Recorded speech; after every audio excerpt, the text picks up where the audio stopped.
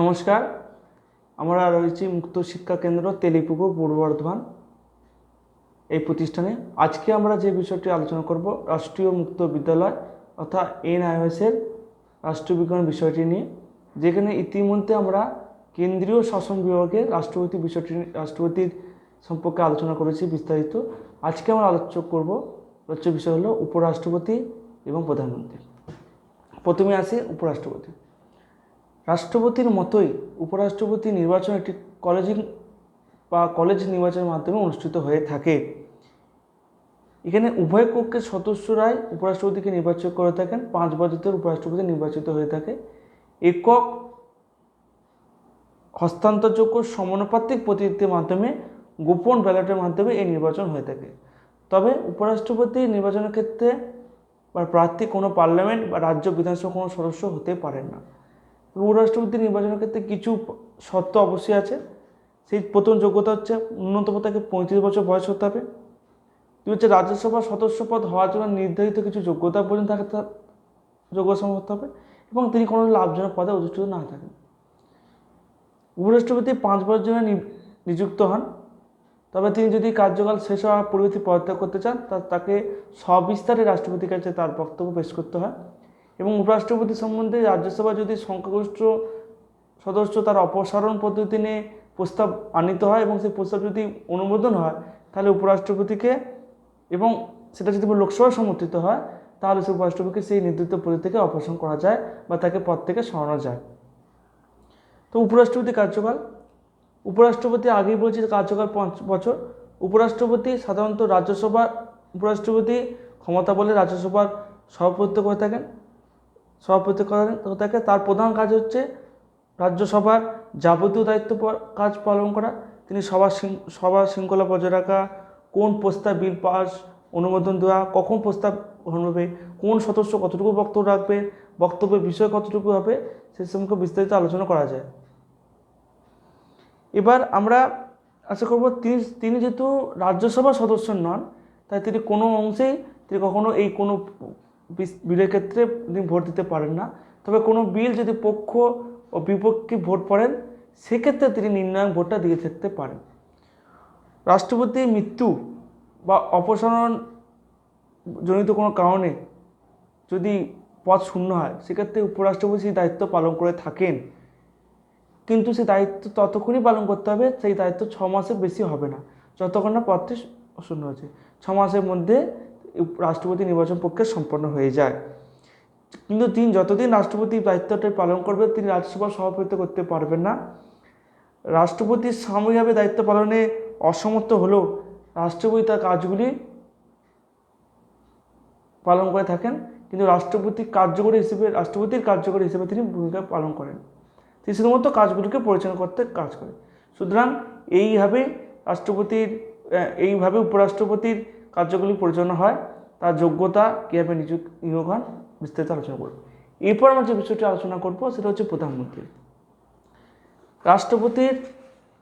প্রধানমন্ত্রীর ক্ষেত্রে আমরা প্রথমে আসবো যে রাষ্ট্রপতি প্রশাসনিক যাবতীয় দায়িত্ব পালন করে প্রধানমন্ত্রীর দ্বারাই সম্পাদিত বা মন্ত্রিপরিষদ দ্বারা সম্পাদিত।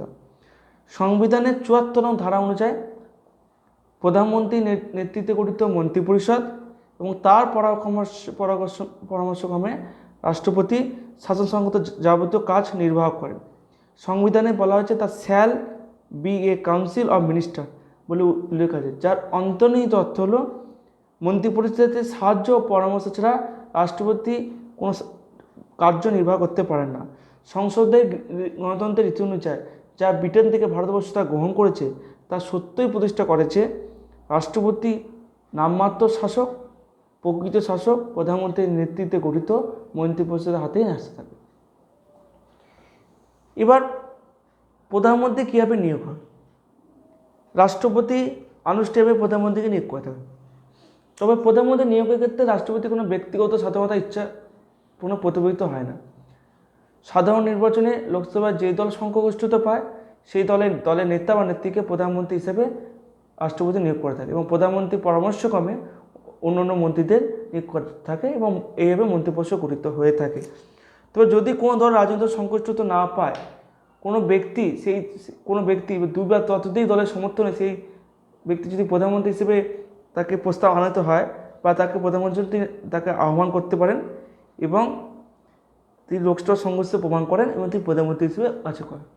কিন্তু একবার নিযুক্ত হওয়ার পর যতদিন তিনি লোকসভা দ্বারা সমর্থিত হয়ে থাকেন সেই প্রধানমন্ত্রীকে পরাজিত করা যায় না।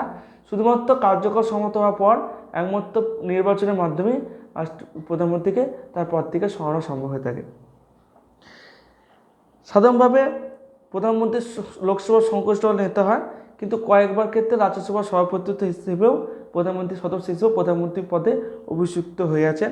এক্ষেত্রে 1966 সালে প্রথমবার প্রধানমন্ত্রী হিসেবে শ্রীমতী ইন্দিরা গান্ধী, 1997 সালে আই.কে. গুজরালের প্রধানমন্ত্রী হিসেবে নিয়োগ, 2009 সালে প্রধানমন্ত্রী ডক্টর মনমোহন সিংয়ের নিয়োগ রাজ্যসভার সদস্যদের প্রধানমন্ত্রী পদে অভিষেকের উল্লেখযোগ্য দৃষ্টান্ত। কিন্তু 1996 সালে এইচ.ডি. দেবগৌড়া যখন প্রধানমন্ত্রী নিযুক্ত হন, তিনি পার্লামেন্টে কোনো কক্ষের সদস্য ছিলেন না, কিন্তু প্রধানমন্ত্রী হওয়ার পর তিনি রাজ্যসভার সদস্য পদে নিযুক্ত হন। তো হচ্ছে প্রধানমন্ত্রী পরামর্শক্রমে অন্যান্য মন্ত্রীদের নিয়োগ করে থাকে। মন্ত্রীদের নির্বাচন করার পদ্ধতি পুরোপুরি প্রধানমন্ত্রীর হাতেই ন্যস্ত থাকে। তবে প্রধানমন্ত্রী কোনো সরকার যদি দুই বা দলের সমর্থনে তিনি প্রধানমন্ত্রী নিযুক্ত হন বা সেই দল যদি সরকার গঠন করে, সেক্ষেত্রে তাকে অঞ্চল ভিত্তিক বা দেশের সকল অঞ্চলের ভিত্তিতে প্রতিনিধিত্ব করতে হয়, যাতে বিভিন্ন ধর্ম জাতি গোষ্ঠীর ভিত্তিতে মানুষের প্রতিনিধিত্ব বজায় থাকে, অথচ দক্ষতার সঙ্গে কোনো সমঝোতা না করা হয়। প্রধানমন্ত্রী সমস্ত মন্ত্রীদের মধ্যে যাবতীয় দপ্তর বন্টন করেন এবং প্রয়োজনীয়তা বদল করতে পারেন। মন্ত্রিসভার রদবদল থেকে মন্ত্রিসভার মন্ত্রী দপ্তর বন্টন সমস্ত কিছু প্রধানমন্ত্রী থাকে। একক সংখ্যাগরিষ্ঠ দল যদি কোনো প্রধানমন্ত্রী হিসেবে নিযুক্ত হন, সেক্ষেত্রে প্রধানমন্ত্রী তার ক্ষমতাবান হয়ে ওঠেন। কিন্তু যদি প্রয়োজনে প্রধানমন্ত্রী তার ক্ষমতাকে দলের সদস্যদের আনুগত্য লাভের জন্য চাপ সৃষ্টি করে প্রতি হিসেবে ব্যবহার করে থাকেন। মন্ত্রী হওয়ার জন্য পার্লামেন্টের যে কোনো সদস্য হতে পারেন। তবে কোনো ব্যক্তি পার্লামেন্টের সদস্য নয় এমন ব্যক্তি মন্ত্রী হিসেবে নিযুক্ত হতে পারেন। তবে সেই ব্যক্তিকে 6 মাসের মধ্যে যে কোনো কক্ষের সদস্য হয়ে নির্বাচিত হয়ে আসতে হয়, নচেত 6 মাস অতিক্রান্ত হলে সেই ব্যক্তি সেই পুনরায় মন্ত্রী পদে উপস্থিত থাকতে পারেন না, এগুলো থাকে না। এইভাবে তিনি নির্বাচিত হন এবং প্রত্যেক মন্ত্রী, প্রধানমন্ত্রী থেকে শুরু করে প্রত্যেক মন্ত্রী তার যাবতীয় কার্যাবলীর দায়িত্ব মন্ত্রী পরিষদ বা লোকসভার কাছে দায়িত্বশীল থাকে। মন্ত্রিসভার 3টি স্তরের মন্ত্রী থাকে। প্রথম হচ্ছে ক্যাবিনেট মন্ত্রী, তারপর হচ্ছে রাষ্ট্রমন্ত্রী এবং সর্বনিম্ন স্তরের উপমন্ত্রী। সাধারণত দলের প্রধান সদস্যরাই এই ক্যাবিনেট মন্ত্রী হিসেবে মনোনীত হয়ে থাকেন। রাষ্ট্রপতিরা ক্যাবিনেট মন্ত্রীকে সহায়ক হিসেবে কাজ করেন এবং গুরুত্বপূর্ণ দপ্তরগুলি ক্যাবিনেট মন্ত্রীতেই ন্যস্ত থাকে। কখনো কখনো রাষ্ট্রমন্ত্রীকে স্বাধীন দায়িত্ব হিসেবে কাজ অর্পণ করা হয়ে থাকে। উপমন্ত্রীরা এই মন্তব্য পরিচালনায় একান্তভাবে সহায়কের ভূমিকা পালন করে থাকে। সাধারণভাবে ক্যাবিনেটের বৈঠকে ক্যাবিনেট মন্ত্রীরা উপস্থিত থাকেন। ক্যাবিনেট বৈঠকে সভাপতিত্ব করেন প্রধানমন্ত্রী। সরকার নীতিগত সিদ্ধান্ত, ক্যাবিনেটের সিদ্ধান্ত প্রধানমন্ত্রী তার চূড়ান্ত সিদ্ধান্ত গ্রহণ করেন। সংসদীয় রীতি অনুযায়ী সমানদের মধ্যে অগ্রগণ্য বলে মনে করা হলেও তিনি ক্যাবিনেটের নেতা ও স্রষ্টা। তাই প্রধানমন্ত্রীর মৃত্যু বা অপসারণ হলে মন্ত্রিসভার পতন ঘটে। রাজনৈতিক দলের মধ্যে কোনো কারণে বিক্ষোভ সৃষ্টি হলে প্রধানমন্ত্রী পরামর্শক্রমে রাষ্ট্রপতিকে লোকসভা ভেঙে দিতে পারেন এবং নির্বাচনের ব্যবস্থা দিতে পারে। এক্ষেত্রে এই বিষয়টি প্রধানমন্ত্রীর হাতের গুরুত্বপূর্ণ অস্ত্র হিসেবে পরিগণিত হয়ে থাকে, যার দ্বারা তিনি দল ও সরকারের উপর তার প্রত্যক্ষ নিয়ন্ত্রণ বা চাপ সৃষ্টিকারীর উপর বজায় রাখতে সক্ষম হয়।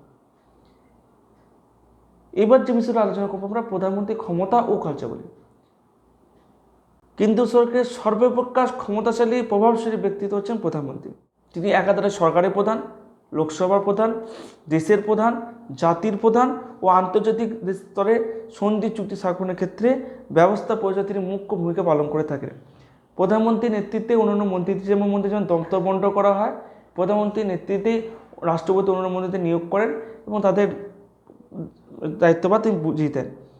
মন্ত্রীদের ক্ষমতা কতদিন কোনো মন্ত্রী কোন দপ্তরে অধিষ্ঠিত থাকবে তার প্রধানমন্ত্রী প্রতি তার আস্থা বচনে তার ক্ষেত্রে অনেক ক্ষেত্রেই ক্ষমতাসীন করে রাখে। পূর্বে আলোচনা করা হয়েছে যে একটি প্রধানমন্ত্রী কীভাবে তার দলের উপর নিয়ন্ত্রণ রাখে, সরকার দলের উপর কীভাবে ক্ষমতা বজায় রাখে, তার বিস্তারিত উপর, তার ব্যক্তিত্বের ওপর, দক্ষতার উপর অনেকাংশে নির্ভর করে থাকে। ক্যাবিনেটের বৈঠকে প্রধানমন্ত্রী সভাপতিত্ব করেন। ক্যাবিনেটের প্রধান হিসেবে তিনি সরকারের সিদ্ধান্তকে প্রভাবিত করেন। বিভিন্ন মন্ত্রীকে কাজের মধ্যে সমন্বয় সাধন তার দায়িত্ব করে। ক্যাবিনেটের নেতা হিসেবে ও সরকারের উপকার হিসাবে রাষ্ট্রপতি ও ক্যাবিনেটের মধ্যে যোগসূত্র স্থাপন করে থাকেন এবং সকল সিদ্ধান্ত রাষ্ট্রপতিকে বিষয়ে, সকল সরকারি সিদ্ধান্ত রাষ্ট্রপতি বিষয়ে অবহিত করে থাকে। প্রধানমন্ত্রী অনুমতি ছাড়া বা তারকে অবহিত না করে কোনো মন্ত্রী রাষ্ট্রপতির সঙ্গে দেখা করতে পারেন না। এমনকি রাষ্ট্রপতির সঙ্গে সাক্ষাতের বিষয়টিও প্রধানমন্ত্রী পরামর্শ অনুযায়ী সূচি তৈরি হয়। প্রধানমন্ত্রী পরামর্শক্রমে লোকসভা অধিবেশন আহ্বান বা অধিবেশন সঙ্গে ঘোষণা করতে পারে। তিনি লোকসভার সরকারের প্রধান উপকার ও সরকারের নীতির রক্ষক হিসেবে বিবেচিত হয়। কোনো মন্ত্রী তো কাজের জন্য যদি কোনো বিরোধী পক্ষের কাছ থেকে তার যথাযথ উত্তর দিতে ব্যর্থ হন বা বিরোধী আক্রমণ থেকে রক্ষা পেতে তিনি অসমর্থ হন, তাহলে প্রধানমন্ত্রী উক্ত মন্ত্রীকে রক্ষা করার জন্য তিনি তার সমস্ত জবাবদিহি করেন এবং সরকার ও দলের ভাবমূর্তিকে তিনি বজায় রাখেন। প্রধানমন্ত্রী জাতির নেতা হিসেবে তিনি রাষ্ট্র পরিচালনার দিক নির্দেশন করে থাকে।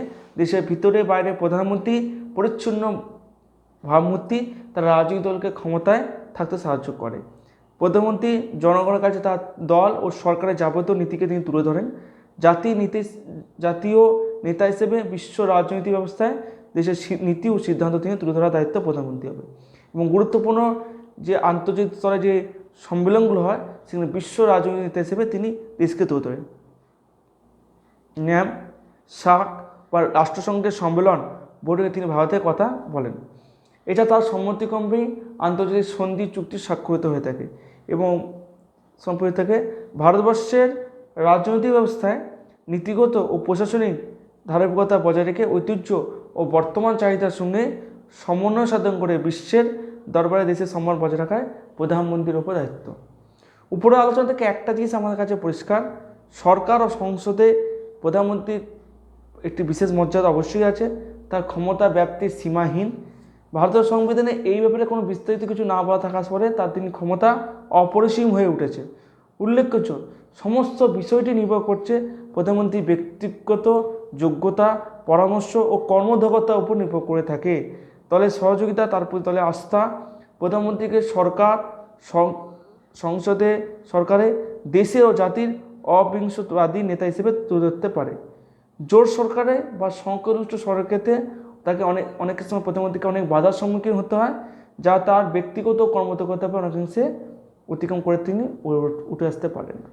সুতরাং আমরা যে আজকে আলোচ্য বিষয়টা করলাম, এখান থেকে ধারণা স্পষ্ট হলো যে উপরাষ্ট্রপতি যেভাবে নির্বাচিত হলেন, কীভাবে প্রশ্ন আছে উপরাষ্ট্রপতি কীভাবে নির্বাচিত হয়, তার যোগ্যতা কী দরকার আছে, তাকে রাজ্যসভার সভাপতিত্ব কে করেন, রাজ্যসভা সভাপতিত্ব কী দুই ভূমিকা পালন করেন, এগুলি প্রশ্ন আছে। এবং উপরাষ্ট্রপতি পদ কীভাবে তাকে অপসারণ করা যায়। এছাড়া এর সঙ্গে একটা প্রশ্ন থাকে, রাষ্ট্রপতি যদি অপসারণ হয় তাহলে উপরাষ্ট্রপতি দায়িত্বটা কীভাবে পালন করে। এবার আছে প্রধানমন্ত্রী কীভাবে নিয়োগ হন, প্রধানমন্ত্রীর ক্ষমতা কতখানি, প্রধানমন্ত্রী সরকার বা প্রধানমন্ত্রী প্রশাসনিক ক্ষমতা, তার শাসন সংক্রান্ত ক্ষমতা, দেশে ও জাতির নেতা হিসেবে তার ক্ষমতা সমস্ত আলোচনা করলাম। প্রধানমন্ত্রী নিয়োগ পদ্ধতি, ক ধরনের স্তরে মন্ত্রী নিযুক্ত হন, 3 ধরনের স্তরের মন্ত্রী হয়, পূর্ণমন্ত্রী, ক্যাবিনেট মন্ত্রী বা পূর্ণমন্ত্রী, রাষ্ট্রমন্ত্রী বা উপমন্ত্রী, 3 ধরনের স্তরের মন্ত্রী হয়। প্রধানমন্ত্রী সরকার ও দলের হিসেবে কী গুরুত্বপূর্ণ ভূমিকা পালন করে থাকে এবং দেশ ও জাতির ক্ষেত্রে প্রধানমন্ত্রীর ভূমিকা সম্পর্কে আলোচনা করে। মোটামুটি এই ধরনের প্রশ্নগুলি ঘুরিয়ে ফিরিয়ে আসে। তবে প্রশ্নগুলো থেকে আমি আজকে যে বিষয়টা আলোচনা করলাম উপরাষ্ট্রপতি প্রধানমন্ত্রী, আশা করব তোমাদের কাছে অনেকটা ধারণা স্পষ্ট হলো। পরবর্তী ভিডিওয়ে আমরা অন্য কোনো বিষয় নিয়ে আলোচনা করব। আজকের মতো ভিডিওটি এখানে সমাপ্ত করব।